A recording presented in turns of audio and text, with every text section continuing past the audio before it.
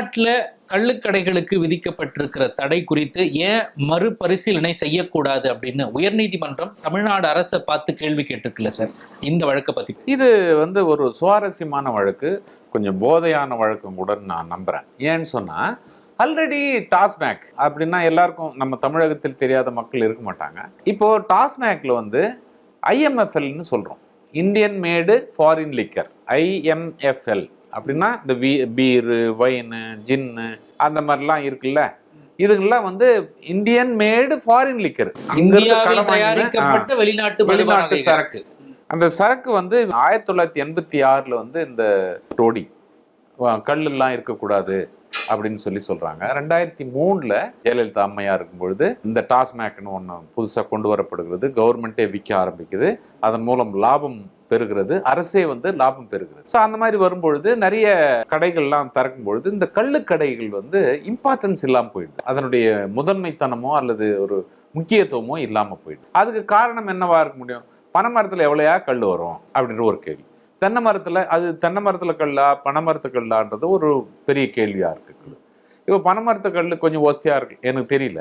ஏன்னா நான் எந்த கல்லுமோ அல்லது வைனுமோ குடிக்காததுனால எனக்கு விஷயம் தெரியும். ஒப்பீட்டளவுல பாக்குறப்போ தென்னை மரத்தை விட பனைமரத்துக்கல்ல தான் அதிகம் பேர் விரும்புறாங்கல்ல சார், அதான் எனக்கு தெரியல. ஒருவேளை இருக்கலாம், தென்னை மரத்துக்கல்லோ பனை மரத்துக்கல்லோ இருக்குமே. ஆனால் அந்த பக்கம் வெறும் திருநெல்வேலி சைட்ல தான் அதிகமா இருக்கு. ஃபார் எக்ஸாம்பிள் தூத்துக்குடி, திருநெல்வேலி சைட்ல தான் அந்த பனை மரங்கள் அதிகமா இருக்கு. ஸோ அந்த மாதிரி இருக்கும்போது அந்த ஏன் விற்க கூடாது அப்படின்னு ஒரு பப்ளிக் இன்ட்ரெஸ்ட் லிட்டிகேஷன் முரளிதரன் ஒரு நண்பர் தான் போட்டிருக்காரு. ஸோ இது ஜஸ்டிஸ் டி கிருஷ்ணகுமார் பொறுப்பு தலைமை நீதிபதி பிளஸ் குமரேஷ் பாபு அவர்கள் டிவிஷன் பெஞ்சில் இது சம்பந்தமாக வருது. 1986 இதை நிறுத்துறாங்க, இந்த கல் எல்லாம் விற்கக்கூடாது அப்படின்னு 2003 டாஸ்மேக் உருவெடுக்கிறது, IMFL வரைமுறைப்படுத்தி மதுபானங்கள் விற்கிறதுக்காக வருது, அந்த மாதிரி வருகிறது.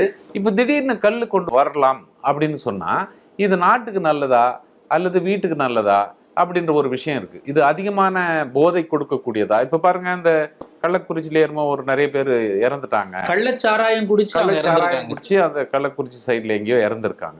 ஸோ அந்த மாதிரி இருக்கும்பொழுது இதை ஏன் ஒரு கல்லை யோசனை பண்ணக்கூடாது கவர்மெண்ட் அப்படின்னு கேக்குது. அதாவது நீதிமன்றம் ஃபார்மலா எந்த ஒரு உத்தரவும் வழங்கவில்லை என்பதை தெளிவுபடுத்துகிறோம். மேலும் இதை ஏன் நீங்கள் கொஞ்சம் பரிசீலனை செய்யக்கூடாது அப்படின்னு ஒரு கேள்வி கேக்குது. மதுபானங்கள் அப்படிங்கிறது வேற வகையா இருந்தாலுமே கல் அப்படிங்கிறது இயற்கை பானமா கருதப்படுகிற சூழல்ல ஏன் கொண்டு வரக்கூடாது அப்படின்னு கோர்ட்டு கேட்கறதுலயே ஒரு நியாயம் இருக்குல்ல? இருக்கு. ஏன்னா இது மதுபானம் என்று நீங்களே சொல்றீங்க, அது இயற்கை பானம்னு நீங்க சொல்றீங்க. கல் என்று சொல்லப்படுது இயற்கையா கிடைக்குது, பனை மரத்துல இருந்து கிடைக்குது. ஆனா மதுவுக்குன்னு ஒரு தள்ளாமை இருக்குல்ல, ஒரு கிக் ஒண்ணு இருக்குல்ல, மதுவுல தான் போதை இருக்கும்.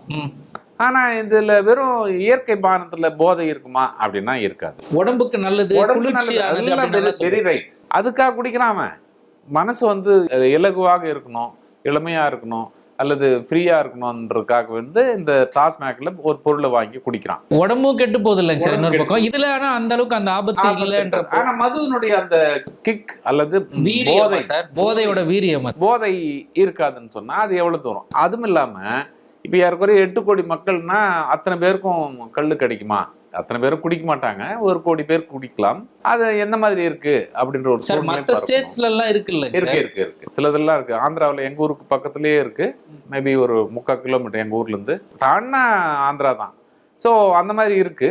இருந்தாலும் கல்லு உண்மையாகவே மனதுக்கு இதமானதாகவும் அல்லது போதையற்றதாகவும் அல்லது கொஞ்சோண்டு போதை இருக்கக்கூடியதாகவும் இருந்தாலும் உடலுக்கு குளிர்ச்சி தரக்கூடியது, உடலுக்கு கேடு விளைவிக்காதது என்ற காரணத்தை ஒட்டி தான் first court, I mean chief justice, acting chief justice of Tamil Nadu Madras சொல்லியிருக்காரு. இந்த மாதிரி ஏன் நீங்க ஒரு யோசனை பண்ணக்கூடாது?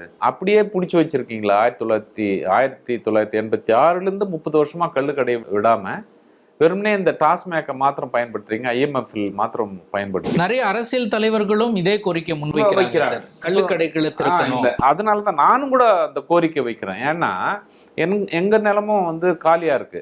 இப்ப சப்போஸ் கள்ளுக்கடை வைக்கணும்னு சொன்னா நானும் ஒரு 50-100 பனை மரத்தை வச்சிருமல்ல. ஸோ ஒரு 2 ஏக்கர்ல ஒரு நிறைய வைக்கலாம், 300 செடியெல்லாம் வைக்கலாம்னு வைக்கலாம். அந்த மாதிரி வச்சா ஒரு இயற்கையான வருமானமும் வரும். சார் பனை மரம் இதற்கு மட்டும் இல்ல, பனை பொருட்களே நிறைய இருக்கு சார். அதாவது இன்னைக்கு தேதியில அந்த கல்லை தவிர மீதி எல்லாமே பனை பொருட்கள் வந்து இந்தியாவில் தமிழ்நாட்டிலே பயன்பட்டு வருகிறது. அதுல சந்தேகம் இல்லை. கல்லை விற்கலாமா கூடாதான்றதை நீங்க யோசனை பண்ணுங்கன்னு தான் சொல்லியிருக்காரு. ஸோ அதனால அரசு வந்து கல்லை விடலாமா இல்லை டாஸ்மேக்கை கண்டினியூ பண்ணலாமா, என்னுடைய சாதக பாதகங்கள் என்ன எல்லாம் எல்லாமே ஆராய்ந்து பார்த்து அதன் பிறகு ஒரு கவுண்டர் போடுவாங்க. அதன் பிறகு உத்தரவு வழங்கப்படும். அப்போ கல்லுக்கு அனுமதி கிடைக்கும் பட்சத்தில் ஏராளமான விவசாயிகளும் பயன்பெற வாய்ப்பு இருக்குல்ல சார்? அதை நம்பியுள்ள தொழிலாளர்களும் பயன்பெற வாய்ப்பு இருக்குல்ல? நிச்சயமாக யாரெல்லாம் பனைமரம் வச்சிருக்காங்களோ அந்த விவசாயிகள் பயன்படுவார்கள். அதே நேரம் மற்றவர்களும் என்ன மாதிரி இருக்கிறவங்களும் புதுசாக பனைமரம் வச்சோ அல்லது தென்னை மரம் வச்சோ பயன்படுத்துவாங்க. ஆனால் இந்த வெள்ளம் கிடைக்கிறதுக்கு கொஞ்சம் கஷ்டமாக போயிடும். பட் அதை பற்றி நம்ம இப்போ ஒன்றும் பெருசாக பேசிக்க வேண்டிய அவசியம் இல்லை. கவர்மெண்ட் திங்க் பண்ணிட்டோம், அரசு அதனுடைய வழிமுறைகளை சொல்லட்டும். அதன் பிறகு நம்ம மீண்டும் இதை பேசுவோம். கல் வந்து நல்லதா இல்லையா அப்படின்றத பற்றி அதனுடைய இந்த முடிவு தமிழ்நாடு அரசின் கையில் இருக்கிறது. ஓகேங்க சார். ஆசிரியர் சேவையை வேற எந்த சேவையோடும் ஒப்பிட முடியாது. குறிப்பா ஒரு மடிக்கணினிகள் திருடு போன வழக்குல தலைமை ஆசிரியர்களை பலிகடா ஆக்கக்கூடாது அப்படின்னு நீதிமன்றம் காட்டமா சொல்லியிருக்குல்ல.